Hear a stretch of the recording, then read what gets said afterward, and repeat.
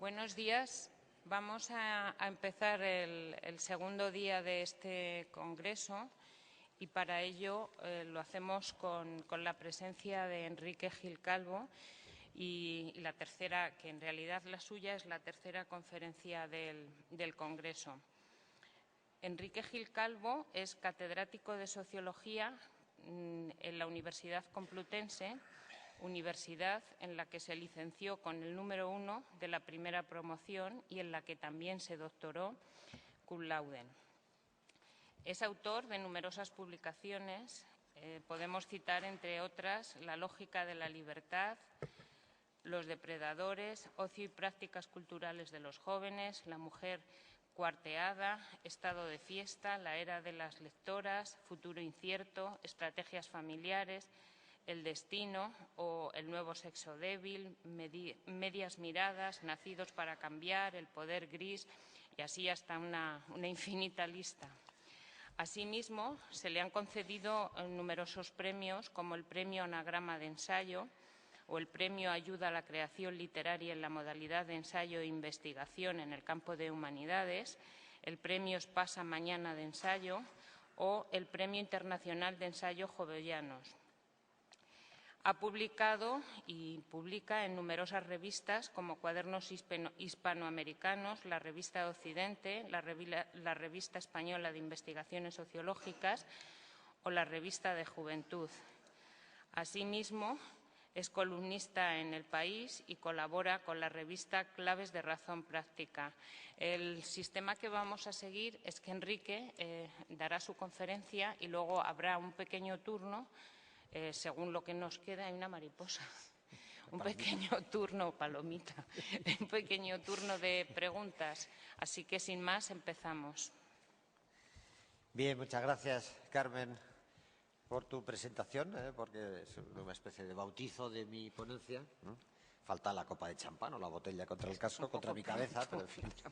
Y, por supuesto, gracias a Eusebi y todas las demás gente de FAD, etcétera, etcétera, que hace que estemos aquí todos tan a gusto. Bueno, imagino, porque la verdad es que con los focos que nos dan no veo ni una sola cara, ¿no? Y como el hablar en público es una profesión escénica, entonces el que no veas el público y que no tengas el contacto visual con los ojos que te miran, bueno, te quita miedo, pero sin miedo no se habla bien, como sabéis. Bueno, digresiones al margen. ¿De qué vengo a hablar? Pues de lo mismo que estamos hablando siempre que hablamos de juventud, que es de emancipación, lógicamente, ¿no? Y además, puesto que las pocas cifras que pensaba traer, pues las acaba de sacar ayer mismo toda la prensa por el comunicado de la propia FAD, donde dio los datos estos del Observatorio de la Vivienda Joven para ver cómo conviven nuestros jóvenes, si con los padres todavía o con otros jóvenes, con pareja, etcétera, etcétera. Así que pues casi me he quedado sin contenido, ¿no? De todas maneras, yo también quiero hacer ver que mi intervención no iba a ser una intervención con datos, con evidencia empírica, por eso no he traído nada de PowerPoint ni nada de esto, sino que yo quiero pues, tratar de, si no de discutir, al menos de sugerir un cambio de enfoque intelectual o investigador en torno al proceso de emancipación juvenil. Y en ese sentido,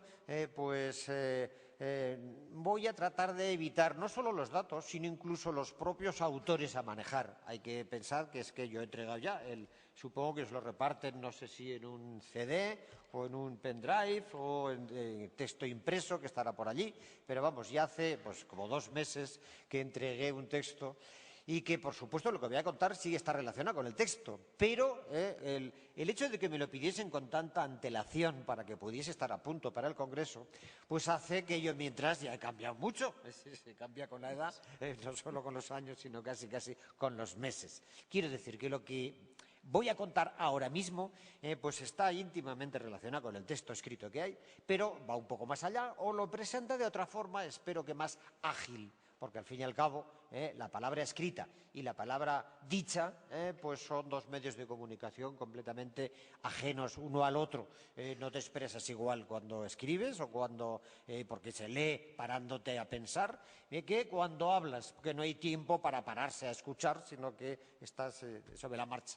Bueno, pues yo voy a tratar de hacer una intervención que ya digo que sea no provocadora, ni contundente, ni nada de esas cosas que cuando yo era un sociólogo joven se decía que eran mis vicios o mis virtudes, nunca se sabe, sino que voy a tratar de apuntar algo que puede ser útil cara a darle una vuelta, un rodeo, un cambio de perspectiva a esta especie de eterno lamento por la generación perdida de nuestros jóvenes que estamos siempre practicando en España. Al fin y al cabo, yo ahora que soy un sociólogo viejo y que hago sociología de la vejez, me acaban de pedir de las dos últimas conferencias, me las han pedido sobre personas mayores, por algo será. Bueno, pues como yo empecé cuando era sociólogo joven haciendo sociología de juventud, ya entonces, estamos hablando del año 85, pues ya nos lamentábamos de lo mismo que ahora, del elevadísimo desempleo, del retraso en la emancipación, etcétera, etcétera, ¿no? Y entonces es un poco volver siempre sobre lo mismo, y es algo un poco cansino, no solo porque te repites, sino porque los argumentos están una palabra un poco grosera, tan sobaos, son tan manidos, esta es una palabra un poco más pedante, que te sientes algo, no sé, redundante, digámoslo así. Bueno, pues yo voy aquí a tratar de cambiar de enfoque, cambiar de encuadre, esto que ahora está de moda, el framing, ¿no? El encuadre, el enfoque con que enfocamos el proceso de emancipación juvenil. Voy a cambiar de enfoque. Y la idea fuerza que voy a lanzar es la siguiente, que es que el éxito del proceso de emancipación no hay que analizarlo al final del proceso, cuando se produce la definitiva independencia adulta, sino en su inicio. Que cambiemos de enfoque, cambiemos el zoom. En lugar de mirar al final del proceso, que nos enfoquemos al principio, cuando se inicia. Es decir, que nos cambiemos esas gafas, la óptica, porque por lo general analizamos la juventud, ya digo, en su término, si se adelanta o se retrasa su término, y ese término, yo tengo muchos textos que identificabas con esas 4 variables, asunción de responsabilidades domésticas, de pareja, familiares y laborales, o familiares o progenitoras y laborales, y entonces ya te puedes considerar adulto de pleno derecho. Entonces siempre un poco, y lo que se discute, ayer lo debió discutir Andreu, lo que se discute es cuándo termina, si termina o no termina, si cuando eres adulto eres todavía un joven adulto o un adultescente, o qué tipo de cosas, ¿no? O que esa juventud que no termina nunca, que regresas a la juventud, lo de la juvenilización de Luis Garrido, que ya hablaba de ella, pues hace esos mismos 30 años. Y en lugar de eso, yo sugiero que nos vayamos al principio, no al final de la juventud, del proceso de transición, sino al comienzo, al inicio, que puede que sea la fase decisiva, la verdadera fase crucial, la encrucijada decisiva que determina cómo será no solo todo el proceso de transición juvenil, sino incluso el resto de vida, que te juegas la vida a cara o cruz, no tanto en el final del proceso, cuando se produce la definitiva emancipación, sino al inicio del proceso. Y ese inicio, inspirándome en François de Singly, bueno, pues lo llamo la adquisición de autonomía propia, autonomía, capacidad de darse normas a uno mismo. Es algo separado de la conquista de la independencia económica, que es hasta el final, cuando ya tienes empleo estable, estatus definitivo, sino que es cuando rompes moralmente, romper quizás sería un poco abusivo, cuando te emancipas moralmente, todavía no económicamente, de tu familia de origen y empiezas a autonomizarte, a darte normas a ti mismo. Y esa adquisición de autonomía propia o autonomía personal, insisto, que puede que sea, que es lo que abre el proceso de transición juvenil y que es la fase, puede que sea, crucial, donde te juegas, para bien y para mal, todo el resto de la juventud y muy probablemente todo el resto del ciclo de vida hasta que llegas a mi edad actual, ¿no? Y esto para bien y para mal. Fijaos que cuando en esta fase inicial, que estamos hablando, pues eso, cuando alcanzas la mayoría de edad civil, que os recuerdo que está, la de edad penal está en 18 años, pero la civil está en 16. Bueno, pues entre 18 y 22, que es la etapa en que haces la educación posobligatoria, superior o media, universitaria, etcétera, etcétera, ¿no? Bueno, ese tercio que lo hace, no todos lo hacen, pero en ese momento, en esa fase vital, es el momento crucial, para bien y para mal.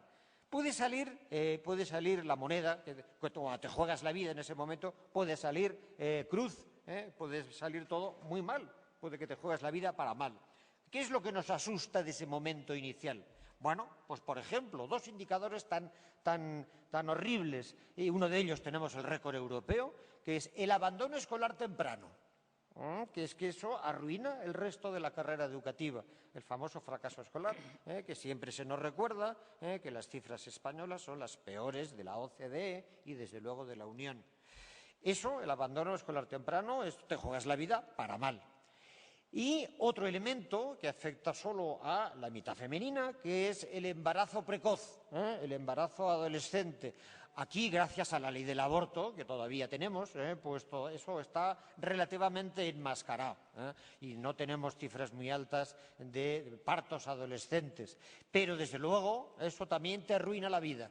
Si precozmente, demasiado tempranamente, y de hecho una de las salidas de las chicas de clases desfavorecidas para autonomizarse y emanciparse de su familia de origen, quizá pues muy opresiva, pues es eso, embarazarse para salir, quizá para cobrar el cheque escolar. Se han escrito ríos de tinta sobre esto, pero quiero decir que también es un jugarse la vida para mal, es tirar la moneda del aire cuando sale cruz. Arruinas el resto del proceso de emancipación juvenil y arruinas muy posiblemente ya todo el resto de tu vida.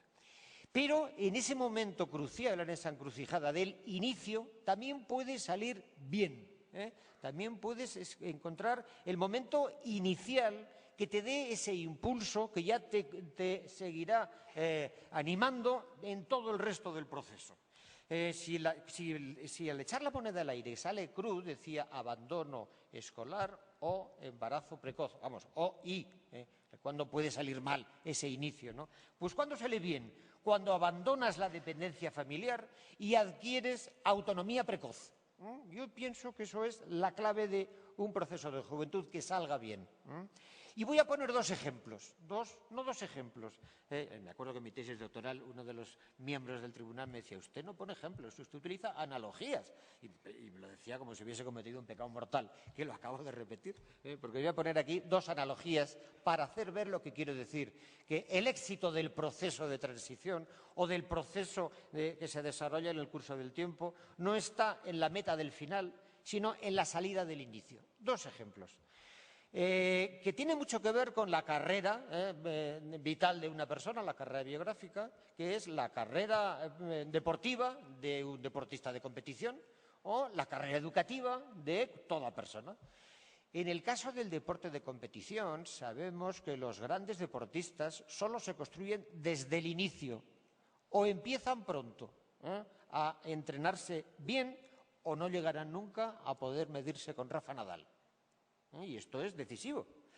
Esta analogía es un poco, quizá muy mediática, pero poco, desde el punto de vista académico, poco convincente. Así que voy a utilizar la otra analogía, que esta es muy contundente desde el punto de vista investigador y académico, que es el propio proceso educativo. Proceso educativo que hasta no hace mucho empezaba en los 6 años y que termina en la obligatoria a los 16 y en la posobligatoria pues 22, ahora con los posgrados 26, etcétera, etcétera. Las familias se suelen obsesionar con el final del proceso educativo, a ver qué título saca mi niño o mi niña, ¿no?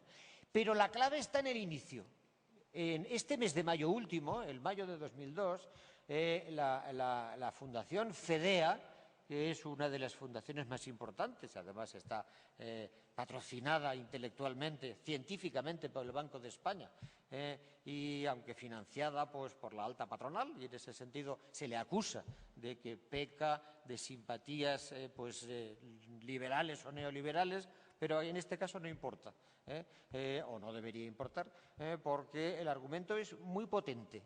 Es el de Feliciano Felgueroso, de la Universidad de Oviedo, que dice: la clave de todo está en empezar cuanto antes la educación preescolar, la educación infantil y preescolar.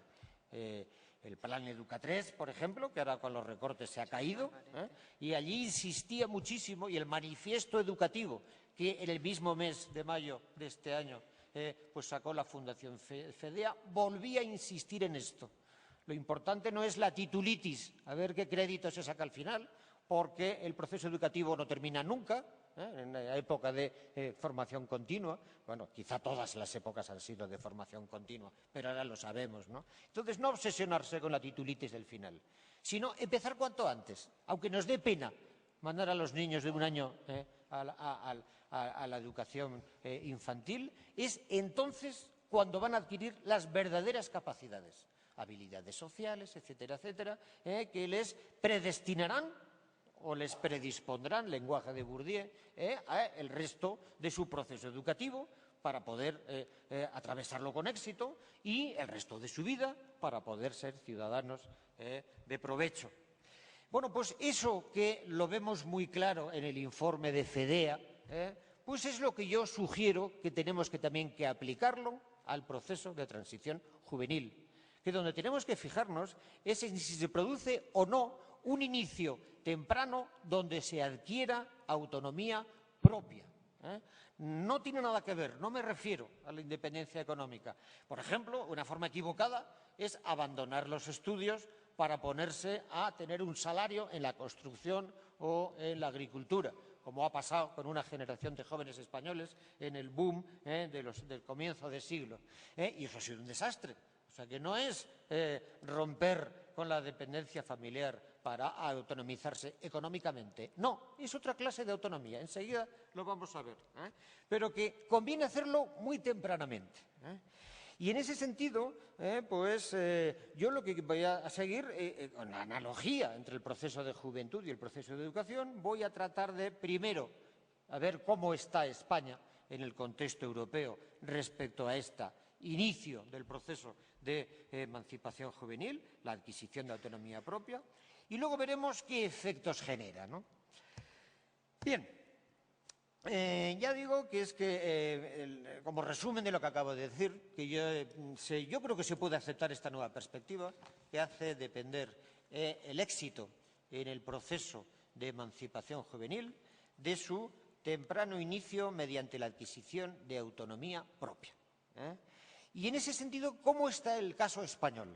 Bueno, el caso español, como sabéis, luego vendrán por aquí dos autoras que lo han trabajado muy bien, y la propia Sandra, pues a través de ella conocía el texto de Cecil van de Velde, donde esto lo estudiaba bastante bien, que es que de los 4 tipos de estado de bienestar europeo, hay uno, el tipo latino-mediterráneo, en el que nos incluimos junto con Italia, en el que no se produce casi en absoluto este adelantamiento de la adquisición de autonomía propia, sino que se difiere y se pospone hasta hacerlo coincidir al final del proceso de transición con la emancipación definitiva.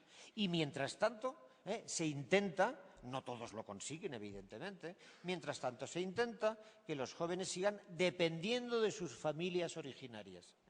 Desde luego, por ejemplo, las cifras que mandaba ayer lo decía como tasa de emancipación. Si le damos la vuelta, la tasa de dependencia familiar de los jóvenes españoles entre 18 y 24 años, que es este bloque de edad, donde debería producirse la adquisición de autonomía propia, resulta que nada menos que en un 90% siguen inmersos, siguen mantenidos en la dependencia familiar. El 90% de la etapa en que se está en la universidad. Y esto es la antítesis, la Europa del Sur, con lo que sucede en el resto de Europa, en la Europa del Norte. Ahora que vemos esta frontera entre el norte y el sur a causa de la crisis, de la deuda y del euro, pues resulta que esta frontera norte-sur nos la encontramos en muchos otros sitios y también aquí, evidentemente, ¿no?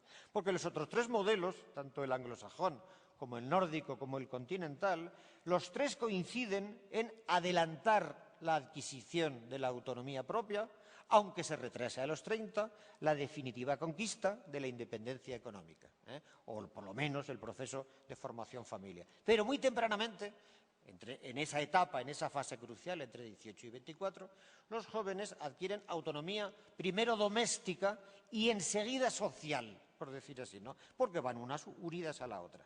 Y en cambio en España no. No voy a decir aquí las causas, las sabemos todos, lo discutiré después con Almudena y con Sandra, etcétera, etcétera, que es las características de nuestro mercado de trabajo, las características de nuestro mercado de la vivienda, que está desequilibrado ferozmente en el sentido de la vivienda en propiedad y en detrimento de la vivienda en alquiler, y sobre todo esa estrategia que hemos venido a llamar familismo. Es el familismo típico de los países latino-mediterráneos como España, el que explica el que, lejos de adquirir autonomía propia tempranamente, los jóvenes los jóvenes y sus familias, en connivencia o en complicidad o mediante el consenso entre padres e hijos, por decir así, sigan manteniéndose en la dependencia familiar para posponerla hasta que puedan emanciparse definitivamente hacia los 30 años, ¿no? Y eso tiene unos resultados bastante perniciosos, por utilizar una palabra más o menos moderada. El que la adquisición de la autonomía personal se posponga hasta la emancipación final significa que se está pues un par de lustros cuando tienes unas condiciones corporales y anímicas capaces de ser un adulto lleno de responsabilidades, estás sometido a una condición de irresponsabilidad permanente. Y eso tiene unos resultados feroces. Antes de entrar en los efectos perversos de esta posposición de la adquisición de autonomía temprana, voy a tratar de explicar el por qué esto es así. Voy a encontrarle un sentido, porque lejos de mí, yo no tengo vocación de fiscal, ni acusar a los jóvenes de pasotas, ni acusar a sus padres de sobreprotectores. En definitiva, siempre terminamos echando la culpa a las madres. La madre siempre es culpable de que sobreprotege demasiado a sus hijos, ¿no? Y yo no tengo ninguna intención. Al fin y al cabo, yo creo que es perfectamente explicable las razones por las que las familias españolas o italianas pues apuestan por favorecer el que sus hijos sigan manteniéndose en la dependencia familiar de ellas en lugar de tratar de adquirir autonomía propia. ¿Por qué lo hacen? Ante todo por seguridad, o si queréis, por miedo al peligro. Esta búsqueda de seguridad, que en un mundo tal como el que tienen que enfrentarse los jóvenes, es bastante explicable. Antes he citado dos claros peligros. Las familias prefieren que los hijos sigan estudiando frente al riesgo del fracaso escolar, del abandono temprano. Las familias prefieren y les dicen, no quieras un salario temprano. Sigue, yo te pago todo, pero quédate con nosotros y sigue estudiando hasta el final. Esta evitación del riesgo de fracaso escolar explica un poco que las familias españolas se pasen por el otro extremo y favorezcan una sobrecualificación de la juventud española, sobreeducación de nuestra juventud, que también es un récord europeo. Hay unas cifras recientes de la OCDE, también de Eurostat, que demuestran que la población más sobreeducada, más sobrecualificada, por lo tanto infraempleada, de Europa y de la OCDE, una vez más es España. Y esto tiene en parte esta explicación, de que las familias apuestan por la sobrecualificación para evitar el riesgo del fracaso escolar. Pero también otra razón muy importante, y otros riesgos y peligros, ya os he dicho antes, para evitar que se emancipen tempranamente formando familia con embarazos precoces o para evitar las drogas, etcétera, etcétera. Pero bueno, allí no voy a entrar en ello, que eso es el centro de estudios de la FAD, porque bastante sabemos todos de qué va el asunto. El otro argumento, aparte de de la búsqueda de seguridad y de proteger a nuestros jóvenes, que explica el que las familias pues, apuesten por mantenerlos en su dependencia, es precisamente el impulsarles a que traten de ahorrar lo suficiente para sentar las bases de la inversión patrimonial, que formen un patrimonio hipotecario, que ahorren para pagar la entrada de la hipoteca, vaya, ¿no? Y entonces les dicen, no te vayas a vivir fuera, no tienes el dinero en alquileres, ahórralo todo lo que puedas, porque tu futuro está en firmar una hipoteca con tu novio o con tu novia. que Ana Cabré, que dice no te casas con una pareja, te casas con una hipoteca. Y en ese sentido, pues claro, tienes que formar el capital inicial para poder. Y eso es la otra razón, que las familias no solo ayudan a formar el patrimonio, pues con préstamos o con subvenciones o con transferencias, perdón, sino que además, pues eso les dicen, lejos de tener que gastarte el dinero en alquiler, en un piso de mala muerte con otros chicos, pues tú quédate en casa y así vas ahorrando, ¿no? Esto por la parte de las familias. Y por la parte de los jóvenes, ¿por qué? ¿Es que son unos cínicos parásitos como a veces se les acusa? En absoluto. Lo que pasa que los jóvenes hacen una especie de intercambio, de trade-off de estos, que dicen, bueno, acepto mi mantenimiento en la dependencia familiar a cambio de el disfrute de derechos y libertades gratuitos. Y porque eso les proporciona a los jóvenes españoles una especie de sucedáneo de autonomía propia, cuando estás mantenido en la dependencia familiar, pero al mismo tiempo disfrutas de toda clase de derechos y libertades gratuitos, entonces te sientes como si fueses autónomo, sin darte cuenta que es una autonomía falaz, ficticia y estéril. Una autonomía que no te sirve para construir tu desarrollo personal a lo largo del proceso de juventud primero y después de tu carrera familiar y profesional, sino que te encierra en la trampa de la dependencia. Y eso no solo en esa fase de los 18 a los 24, sino arrastrando ese momento de inercia que adquieres con el hábitus de la responsabilidad, al que me referiré después, pues te continúa con su momento de inercia hasta los 30 y más años, ¿no? Entonces vamos a entrar directamente a los efectos perversos que ejerce esta renuncia a la experiencia de la autonomía temprana. Los efectos perversos que ejerce este mantenimiento permanente en la dependencia familiar. Bien, yo voy a decir que esta especie de renuncia a la adquisición temprana de autonomía propia genera tres grandes déficits en nuestros jóvenes. Déficit de movilidad, déficit de capacidades y déficit de responsabilidades. Ese triple déficit genera como resultado final ese hábitus de la irresponsabilidad al que me he referido hace un momento y que recientemente un colega de mi facultad, David Reger, señalaba en una tribuna, en una cuarta página del País, donde venía a culpar a las familias españolas o latinas en general de esta especie de educación en la irresponsabilidad al que contribuye el mantenimiento de nuestros hijos en la dependencia familiar. Pero vamos por partes, ese triple déficit. El déficit de movilidad, me refiero yo a un déficit de movilidad no solo geográfica, esto se insiste mucho, se sabe, por ejemplo, los jóvenes españoles hasta el año 75 practicaban la emigración como mecanismo de lucha por la vida, la emigración a América Latina y sobre todo la emigración a Europa, que fue un poco toda esa larga etapa de los años desde el 55 hasta el 75 años, 20 años de intensa emigración de los jóvenes de clase obrera a Europa para tratar de construirse un futuro mejor. Luego muchos de ellos regresaban, algunos otros se quedaban, ¿no? Eso se paró con la transición y entonces se detuvo no solo la emigración exterior, sino la emigración interior. Y los jóvenes a partir del 75 se quedaron fijados a sus localidades de origen. A esto contribuyó mucho la deriva autonómica del Estado, la creación de las comunidades autónomas, que vino a compartimentar en compartimentos estancos el mapa español, y entonces la juventud se quedaba arraigada, enraizada, sujetada, anclada a su autonomía de origen y a su ciudad de origen. En ese sentido, por ejemplo, a lo mismo contribuyó esta especie de diseminación de la enseñanza universitaria que hizo que en cada una de las capitales de provincia y muchas otras grandes ciudades tipo Vigo, pues se instalasen centros universitarios para que los jóvenes pudiesen estudiar sin salir de casa.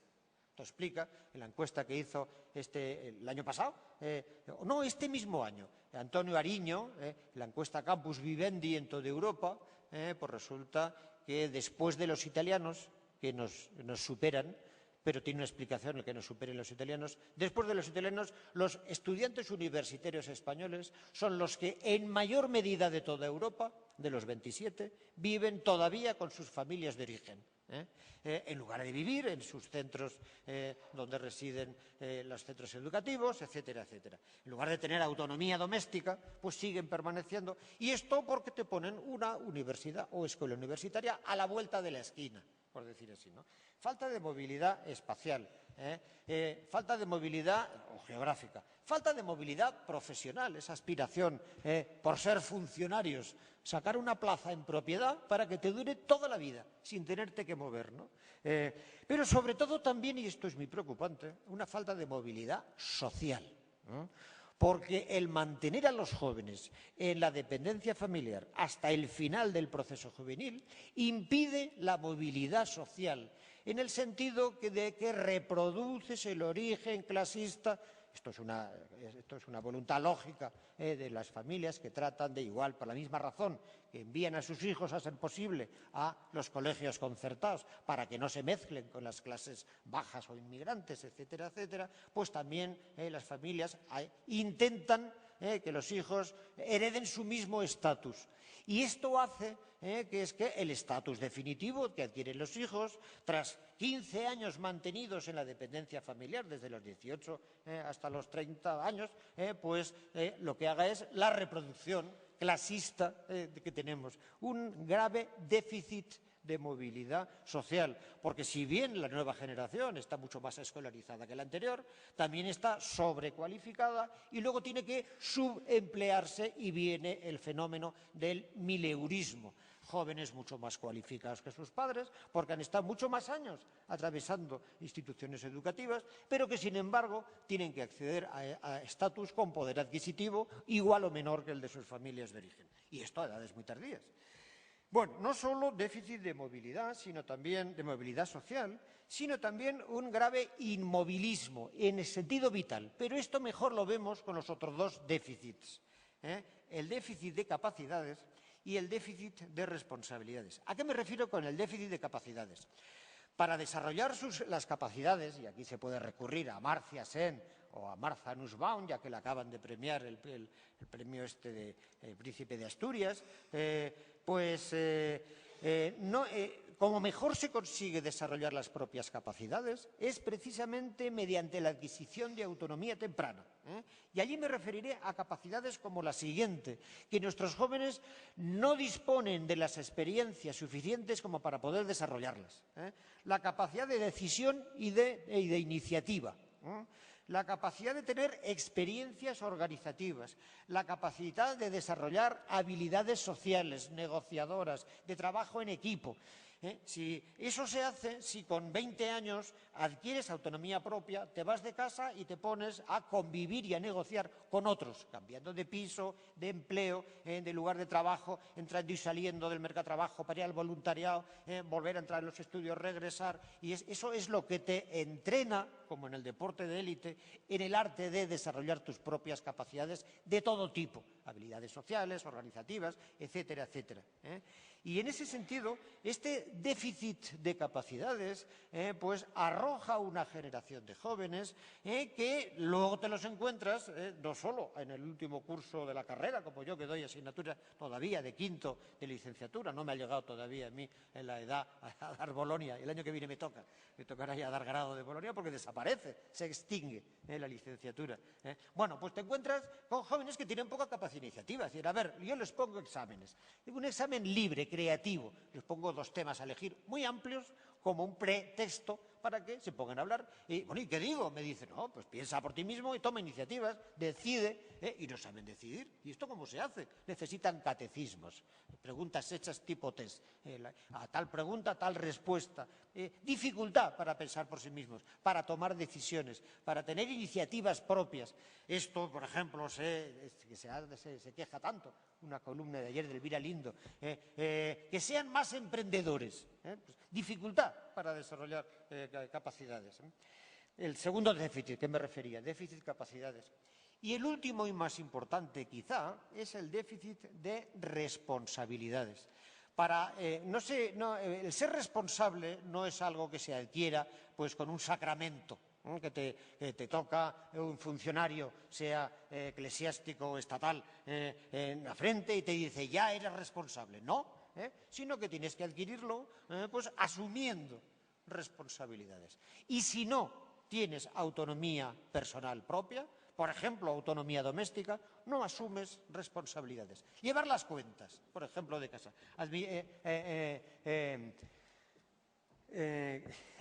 Me he distraído con lo del papelito, que me olvidaba de los papelitos, lo del contestar en la peli, y me he distraído, ¿no? Lo de decía antes, las experiencias organizativas que tendríamos que tener. Si tienes suficientes experiencias organizativas, asociativas, etcétera, etcétera, vas asumiendo la responsabilidad de rendir cuentas ante los demás, ante tus compañeros de piso, por ejemplo, que te exigen no solo que pagues el alquiler, sino que limpies, que hagas la compra en igualdad de condiciones que los demás. Y si no, te echan. Y en ese sentido, el asumir responsabilidades significa enfrentarse a experiencias, a interacciones, a relaciones de todo tipo, cuanto más plurales mejor, que te obligan a responsabilizarte de tus compromisos contraídos y, por tanto, a rendir cuentas a todos aquellos con los que te has comprometido, aunque sea por un tiempo. Y esta especie de déficit de responsabilidades domésticas, asociativas, de rendición de cuentas, donde más grave se ve, y es una línea que lanzo por si luego sale el tema de discusión para no perder demasiado tiempo y dejar un espacio para el debate, es que entre este déficit de responsabilidades está el déficit de corresponsabilidad paritaria de género, diríamos. Esto que a veces dicen las feministas, las chicas españolas buscan jóvenes que aún no existen, jóvenes que sepan corresponsabilizarse tanto del trabajo doméstico como de los demás compromisos de pareja o familiares o progenitores, ¿no? Y al mismo tiempo, los chicos españoles buscan chicas que ya no existen, chicas sumisas que les hagan todo el trabajo doméstico, les hagan la cama, etcétera, etcétera, como unas segundas mamás, ¿no? Y esto explica esta especie, porque claro, los jóvenes españoles cuando finalmente forman familia, hacia los 30 años, entonces es muy tarde para aprender a asumir corresponsabilidades. Dicen, es que yo no sé, o tengo dificultades, o no es digno de mí. Si hubiesen aprendido con 18 años, como hicimos los que nos fuimos de casa tempranamente, no habría ninguna dificultad. Pero esta especie de déficit de corresponsabilidad de pareja, llamémoslo así, explica que nos estemos precipitando en una especie de caída de la nupcialidad o de ascenso del celibato, sobre todo masculino, ciertamente preocupante. Hay una tesis dirigida por Luis Garrido, de Juan Ignacio Martínez Crespo, que se llama su autor, está publicada en el CIS, Nupcialidad y Campo Social, que es muy alarmista. Esta generación de jóvenes le tiene horror al compromiso familiar, de jóvenes masculinos sobre todo. ¿Por qué? Porque debería haber aprendido a responsabilizarse con 18 años y lo dejó hasta los 30. Y entonces ya no te encuentras que a los 40 años el 20% de los varones españoles siguen sin tener ninguna experiencia de pareja y siguen conviviendo con sus padres. Esto es una cosa un poco grave. Bien, como resultado de este triple déficit de movilidad, de capacidades y de responsabilidades, el resultado es una generación que está encerrada en este hábitus burdesiano de la irresponsabilidad conformista, apática e inerte. La inercia, el dejarse llevar. La aversión al riesgo, le señalaba David Reger en su artículo del País. Una especie, en su fracción izquierdista, una especie de autismo ácrata y nihilista. Y en la fracción derechista, el más insolidario individualismo posesivo. Y esto es el hábitus que se adquiere pues, por posponer hasta edades muy tardías la adquisición de la autonomía propia que debería acometerse a edades más tempranas. Como conclusión, no quiero ser tampoco pues, muy pesimista, desesperanzador, etcétera. Yo creo que hay margen para el optimismo. ¿Por qué? Pues porque hay indicios de cambio derivados del impacto de la crisis. Aquí yo creo que cabría sumarse a este dictum de Hillary Clinton cuando repitió la célebre frase de que no dejes de aprovechar una buena crisis, que puede ser una oportunidad. Pues podría pensarse, hay algún indicador que nos haría pensar que el impacto que la crisis de la deuda está teniendo sobre la juventud española, pues podría introducir cambios sustanciales. Ya sé que los indicios son ambivalentes y son contradictorios. Por ejemplo, en esas cifras del OBJOVI, del Observatorio Joven de la Vivienda, que citaba ayer el comunicado de prensa de la FAD, pues salía que en el último año, del 10 al 11, la tasa de dependencia familiar, que es el inverso de la tasa de emancipación juvenil, tal con sus indicadores, se ha incrementado en un 5% del 10 al 11. No tenemos datos todavía del último trimestre de este año, bueno, del tercer trimestre me parece que lo va a hacer. Cuando tengamos, cabe esperar que se haya incrementado en un 5% más, lo cual es un poco, que ya veremos, pero es bastante gordo. En el bloque que vengo hablando, de 18-24, se ha incrementado en un 11%, en un solo año, la tasa de dependencia familiar, de convivencia con la familia originaria. Y esto es preocupante. En ese sentido, además, la política de recortes decidida por los gobiernos europeos, impuesta por los gobiernos del norte a los gobiernos del sur de Europa, ha hecho que las escasas ayudas que había para fomentar el alquiler juvenil se hayan caído todas. No solo eso, sino que el plan Prepara, el antiguo plan Prodi, ahora pues se les recorta la ayuda esta de 480 euros porque se les suma a las rentas de sus padres, consolidando esta especie de síndrome del mantenimiento en la dependencia familiar.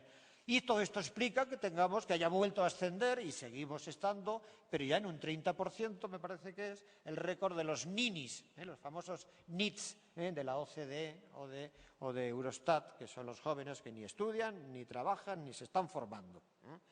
Y en ese sentido, pues hay indicadores que parecen demostrar que esto se está agravando. Pero también hay indicadores contrarios. Y esta ambivalencia me parece que a mí que puede interpretarse de una forma esperanzadora.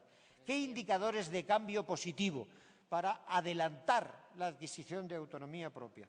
Bueno, pues hay una muy importante, que es el regreso de la movilidad emigratoria. El año 10 fue el último año de saldo migratorio positivo, es decir, que venían más inmigrantes de los que salían. Y ya en el 11 y en el 12 estamos teniendo saldo migratorio negativo. Estamos perdiendo población, no solo porque se van inmigrantes, sino que se van los españoles. Los españoles jóvenes se están yendo, están volviendo a irse. Puede que esté terminando un ciclo que se abrió en el 75 y que se ha cerrado en el año 2010, porque desde el año 2010 están produciéndose salidas netas de españoles. Ya no trabajadores sin cualificar que se van a Alemania, sino universitarios cualificados, profesionales altamente cualificados, que se van también a Alemania. Vente a Alemania, Pepe. Aunque ahora sería vente a Alemania Borja, quizá, ¿no? Con los chistes de Forges. Y en ese sentido, tener en cuenta que es la generación Erasmus. Esa fracción de los jóvenes universitarios que, lejos de convivir con sus padres en su pueblo, donde tienen una universidad de bolsillo, pues se han ido a recorrer universidades europeas. Y cuando tienen su título universitario, pues vuelven a irse fuera. Estos puede que sean los pioneros de un cambio generacional que recupera la movilidad social de nuestros jóvenes, dando ejemplo moral para que los demás les sigan. Yo creo que es un indicador positivo. Desde luego es un punto de inflexión demográfico, en la corriente demográfica. Pero hay otro más, con el que ya concluyo de todo, que es el 15M. El 15M demuestra que esta generación Erasmus, esta generación mileurista altamente cualificada, lejos de ser, como les tachábamos los sociólogos de ser, unos pasotas apáticos y pasivos, pues de pronto no solo han empezado a movilizarse, sino a exigirnos a nosotros rendición de cuentas. Esto demuestra una gran autonomía personal y colectiva. Muchas gracias.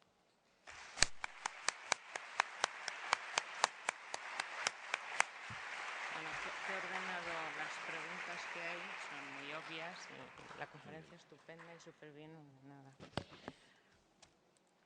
Bueno, vamos a hacerle alguna pregunta a Enrique, aunque yo creo que su conferencia ha estado perfectamente estructurada y muy clara. Te preguntan que por qué consideras que la adquisición temprana de capacidades y habilidades pasan por iniciar cuanto antes la escuela. ¿No sería más positivo permitir la adquisición de estas capacidades en un entorno menos formal? Lo de entorno menos formal no lo entiendo muy bien. Si se entiende por este movimiento estadounidense, que es que se eduque uno en su casa y que sean… por ejemplo, eso lo hicieron conmigo. Eso a mi padre… yo con 6 años me mandaron al colegio de monjas. Y las monjas, pedía a una sor que me dejase ir a hacer pis, no me dejó y me meé encima, así de entrada, ¿no? Y todo eso lo conté a papá. Y papá se indignó. Como era muy anticlerical, a fuerza falangista, por decir así, pues entonces dijo, fuera las monjas de mi niño. Y entonces se me llevó a casa. No solo a mí, sino a mi hermana. Y luego a mi hermano. Y los 3 nos educamos con profesoras privadas en casa. Y mi padre no tenía alto poder adquisitivo, pero era por puro anticlericalismo, ¿no? Luego fue al instituto y ya no hubo problema. Pero el hecho es que cuando fui al instituto ya con 10 años, me encontré perdido en un mundo hostil. Totalmente, claro. Totalmente. Porque yo no tenía ninguna capacidad social y arrastro desde entonces una timidez patológica y una fobia social insuperable. Porque fui el típico niño superdotado, el que le acosaban todos. Entonces, no es eso del contexto informal. Hay que tener en cuenta que en la escuela tiene, como sabemos los sociólogos, un doble contexto. El formal, el currículum, la seño, las normas, los horarios, y el informal, el patio del recreo, que es el que de verdad te forma. Te haces persona, no superando los cursos y obedeciendo a los profes, sino superando con éxito esa prueba de fuego que es el patio de recreo. Y eso cuanto antes empieces, mejor. Porque significa entrenarte en habilidades sociales, que tienes que hacerlas en vivo. No lo puedes hacer por Internet, por decir así. Esto de Internet y de las redes sociales, eso es mentira. Las redes sociales verdaderas son enfrentarte cuerpo a cuerpo con los acosadores y evitar la tentación de abusar de los débiles en el patio del colegio. Y eso cuanto antes empieza, mejor. Por eso yo pienso que, por supuesto, además de eso, informalmente yo me dedicaba a leer novelas como por un tubo. Y ahora pues me parece muy bien que se esté todo el día dentro de Internet. Me parece perfecto. Pero además hay que convivir con los iguales cuanto antes, sin la ayuda de mamá y de papá. Que mamá y de papá pues se guarden para mejor ocasión su piedad y su compasión y que dejen que sus niños aprendan por sí mismos. Bueno, pues siguiendo con la educación, te preguntan que si la clave es la educación, tendrá que existir una relación entre emancipación y clase social de origen. ¿Cuál consideras que es esta relación? Y además que si esto se evidenciará más cuanto más se amplíe la distancia entre clases altas y bajas, como parece que empieza a suceder. Bueno, yo aquí, una de las cosas que quiero señalar, ya lo hice antes, pero ahora vuelvo a insistir con ello, que es que mientras estés encerrado en casa hasta los 30, la probabilidad de que la herencia de clase te marque de por vida es mucho más elevada. Si lejos de eso te fueses con 18 años de tu casa, una sobrina mía tiene un novio alemán que es un chico muy bajo, que se llama Dani. Dani, que bueno, es un chico de Frankfurt, donde está el Bundesbank, por cierto, ¿no? Bueno, es totalmente anti-Bundesbank, lógicamente, ¿no? Y está trabajando aquí en el Matadero, porque tiene estudios audiovisuales. Es un chico joven, pero lleva desde los 16, se marchó de Frankfurt y solo ha vuelto 3 veces, me dijo. Y tiene una experiencia asociativa de aquí para allá y no ha heredado la clase social de sus padres. Porque al relacionarte y adquirir compromisos vinculantes y interactivos con otros de todas las clases sociales, entonces tienes una verdadera igualdad de oportunidades sociológicas.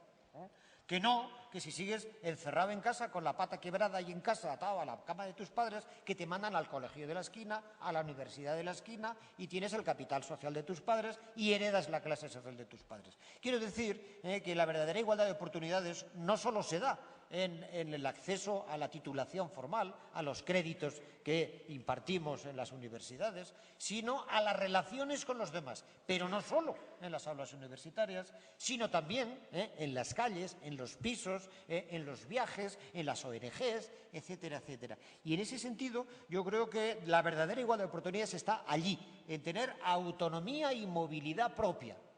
Y eso es lo que te puede superar, bueno, nunca se supera del todo el origen de clase, evidentemente, porque determinado origen de clase te favorece con unas cualidades y te quita otras, por cierto, porque para enfrentarte a la ley de la... Como yo es lo que les contaba antes, yo cuando para enfrentarme a los chicos de clase baja que estaban en el instituto, pues yo era un niño bien, todo el mundo me metía mano y les superaba académicamente, pero era indefenso ante sus agresiones machistas, y en ese sentido es para bien y para mal, pero bueno, no quiero ir por los anecdotarios personales, aunque queden divertidos. Quiero decir que es que la verdadera escuela de ciudadanía no está en los títulos universitarios, sino que está en la autonomía propia. Pues esta es la siguiente pregunta que te hacen, que dices que cómo puede decirse que no hace falta obsesionarse con la titulitis en una sociedad que es completamente meritocrática y que si se presentan a una posición y dicen que no creen en la titulitis. Bueno, solo sirve para esos puestos seguros, pero muy mal pagados, que son de funcionario del Estado. La meritocracia está en decadencia porque desde que la mayor parte de la población accede, y de todas las clases sociales accede a la universidad, pues los títulos profesionales se han devaluado inmediatamente. Es el mileurismo. El mileurismo se ha cargado la meritocracia. Y en ese sentido hay un movimiento en Estados Unidos, allí que la universidad estaba privada y muy cara, que dice no es rentable ir a la universidad. Bill Gates no fue a la universidad. Steve Jobs no fue a la universidad. Se fue de casa con 16 años y se puso a experimentar con sus amigos. Y eso es lo que de verdad te permite trepar, crecer, desarrollarte, explorar oportunidades y alternativas, adquirir autonomía. Mientras que la meritocracia, la palabra meritocracia es mérito y cracia, solo te sirve para ser miembro de un cuerpo del Estado. El Estado es la cracia, el gobierno, ¿no? Solo te sirve para aprender a ser burócrata. Y yo creo que la burocracia es mal futuro. Lo dice un profesor de universidad, cuidado, que soy un funcionario docente, pero yo trato de ser lo menos burocrático que puedo. No solo conmigo mismo, que eso lo consigo fácil, porque tengo privilegios que me inmunizan contra casi todo, sino que también se lo pretendo inculcar a los alumnos, que paséis de las fechas de exámenes, que los míos se pueden hacer... Bueno, no voy a contaros otra vez mi vida, pero quiero decir que el ideal y el de ilustrado de que la educación formal nos salvaría se está viendo desmentido por los hechos, porque te lleva a la bolsa de nueva pobreza del mileurismo y al declive de las clases medias profesionales. Preguntan también cómo hacer para que el logro de la autonomía sea una necesidad primaria que ponga en marcha un proceso y no una reacción de escape a situaciones molestas. Pues sí, esto la verdad es que es un poco complicado. Eso sería ponerle deberes a FEDEA, por decir así. ¿Cómo se lograría incentivar? No se puede obligar, evidentemente, a las familias a que cambien el comportamiento que tienen para con sus hijos. ¿Cómo se podría incentivar a las familias para que se les cambiase el chip familista y que se hiciesen más promotores de la autonomía de sus hijos? Pues es muy difícil. Por ejemplo, con lo de la educación preescolar, esto se ha visto, esto es por la necesidad de conciliar trabajo con maternidad. Solo gracias a que todas las mujeres trabajen es cuando por fin los niños empiezan a estudiar antes y no hasta los 6 años, que era cuando empezaba la obligación, ¿no? Y entonces ha sido una vía indirecta, no por un cambio de preferencias de las familias, que las familias querrían que sus niños estuviesen con ellas, sino porque no pueden, tienen que mandar a los niños a la guardería o a la educación infantil o a la educación preescolar. ¿Por qué? Porque las mujeres tienen que trabajar. Además, es bueno que trabajen para que sean también autónomas e independientes. Y en ese sentido, ¿qué tendría que pasar para que las familias, padres y madres y demás familia, como se suele decir, se viesen obligadas a tratar de sacar a sus hijos fuera? Bueno, solo se me ocurre la política fiscal. Gravar con un impuesto nuevo a todas las familias que mantengan en la dependencia a sus hijos mayores de 18 años. Chiquitito, como el céntimo sanitario, pues el céntimo juvenil, una penalización. así se empieza, ¿no? Esto digo que es una tarea para FEDEA, ¿no? Y eso hay otra cosa también, que es poner más atrayentes los pisos de la República de IKEA, hacer atractiva la República de IKEA. Es decir, todos esos 600.000 pisos que están vacíos de la burbuja, nacionalizarlos, el banco malo, pues coger esos pisos y ponerlos a alquiler social barato solo para chicos de 18 y 24, chicos y chicas, cuidado. Y en ese sentido, que tengan allí la República de IKEA, que estén allí, aunque sea amontonados. Se aprende mucho amontonándose, porque si no te amontonas a esa edad, ¿cuándo lo vas a hacer? Bueno, para finalizar, te comentan que las noticias están hablando constantemente del cambio de tendencia en el saldo migratorio y nos hablan de la salida de jóvenes muy preparados en busca de empleo. Y te preguntan si crees que esto es una tendencia significativa y que si esto puede estar indicando un nuevo modelo o alternativa de emancipación. Sí, ya lo he sugerido. Se ve que esta pregunta la han hecho antes del final, donde lo he sugerido. Entonces voy a cambiar el chip, el chip no, el giro. Hay que darse cuenta también que es que esta realidad histórica de mi tiempo reciente, desde el 75 hasta ahora, ¿no? Que es que vuelva a haber salida neta de españoles cualificados ahora al extranjero, pues que tiene una pega evidente, que es la famosa fuga de cerebros, ¿no? Pero yo sabía esto siempre ha sido así. Los chicos y las chicas más cualificados universitarios, si podían, se iban a Estados Unidos, ¿no? Ahora, en vez de irse a Estados Unidos, se van a Europa. Entonces puede que esta especie de moda neoliberal de los Minnesota Boys, como les llamábamos los que habían estudiado en Estados Unidos, pues ahora cambie, porque es que no porque se van no a Estados Unidos, sino que se van a Europa. A ver si esto reconstruye un europeísmo que ahora está en declive. Al fin y al cabo, el que se vayan a Alemania no es fugarse. Seguimos estando en la Unión Europea. Se supone que vamos a hacer la unión, no solo monetaria, sino fiscal, bancaria, etcétera. Luego, igual que me he quejado de que los jóvenes se queden fijados en sus autonomías de origen, es un déficit de movilidad espacial, el que nos fijemos en los que quedemos encerrados en nuestros estados nacionales y no podamos salir a los estados vecinos de la misma Unión Europea, también sería un déficit de movilidad. Así que yo creo que no me importa nada lo de la fuga de cerebros, incluso aunque fuese hacia afuera de la fortaleza europea. Ojalá hubiese fuga de cerebros, ¿sabéis hacia dónde? Hacia África. Qué bien que lo necesitan. Nos están yendo a Latinoamérica. Sí, también, a Latinoamérica también. Bueno, pues muchas gracias por su atención y muchas gracias, Enrique, por tu magnífica conferencia. Ahora vamos a tomar un café y continuamos con la jornada.